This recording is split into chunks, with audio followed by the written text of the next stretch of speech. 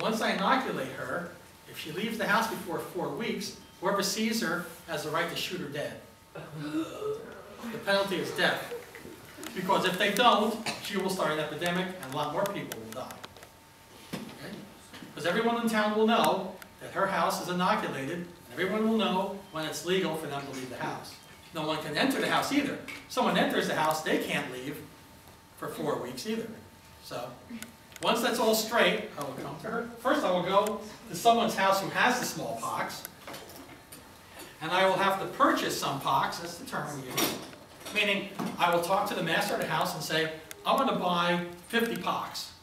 So I count out 50 lesions, take my scalpel, open up the lesion so I get the pus, put a thread through the pus so that the pus is now on the thread. When it dries, I will come to her home. I will make an incision on her arm, make an incision on her arm here, an incision on her arm there, put some of the thread in the wound, dress it up, seal it, and in 4 or 5 days she will contract the pox. But it's a very mild case of the pox. So only 1 in 400 die from the inoculation. 1 in 3 die from the pox. This time of year, maybe today it's cold, but a lot of times in the fall, it gets warm during the day and it gets very cold at night.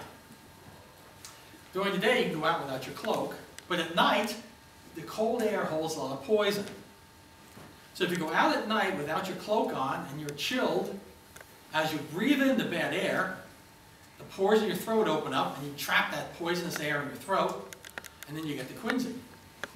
If you go out at night with a cloak on and you're nice and warm, the pores in your throat do not open up, and you breathe in that bad air and just exhale it, and you stay healthy. So she went out without her cloak one night, and now has the quinsy. So, to help her get better, I have to remove the bad blood. So I'm going to take my lance, I'm going to make an incision on her neck, I'm going to put a special dish under her neck that has markings for 1 ounce, from 1 ounce to 10 ounces, and I will take from her about 5 ounces of blood.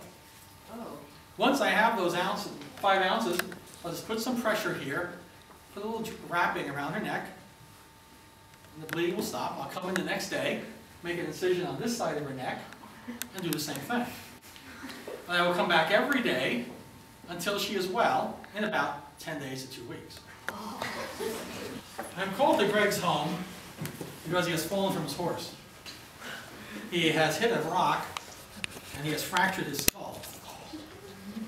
He is unconscious. You're unconscious. He's definitely unconscious. Okay, so I will tie him down just in case he wakes up while I'm doing the procedure. When I come to your house and I'm going to do surgery, I will do surgery in your kitchen. Because most families only own one table, that's the kitchen table, and the kitchen is the warmest room in the house. So I'm going to do my surgery in your kitchen, and for most people, the kitchen floor is dirt, which is good because then the blood and whatnot gets absorbed by the earth, and I don't have to worry about infection. If you have a wooden floor in your kitchen, the wood holds the blood and then becomes a source of more infection. The bone is pushed in towards the brain, so there's a dent right here. Okay? That's not good because there's too much pressure on the brain. If I don't relieve the pressure, he will die in probably a few hours. Okay? He will go into coma and die. So I take my scalpel, make an incision across the scalp so I can see the fracture. Then I take my trepan, which is a drill, and I will drill through his skull and stop just before I get to the brain. Because the brain has a lining. You familiar with the brain? Yes. The dura mater. I will stop, just as I go through the brain, I'll take out a piece of bone this size. Now I have different sizes I can use.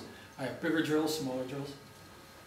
Then I'll turn his head this way, so all the blood drains out, so now there's no pressure on his brain.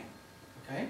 I will take a cloth like this, slightly shorter, soak it in mineral oil, place part of it into the hole, wrap the rest around his head, and hopefully in the next couple of minutes, he will wake up.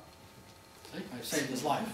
What happens is, a thin piece of bone will very slowly grow over that hole and close it off. So what happens in the meantime is every week he changes the cloth, puts a new cloth in, takes out the old one, washes it, puts a new one in, and very slowly, over time, the hole will fill in, and I have saved his life. That's the Trepid.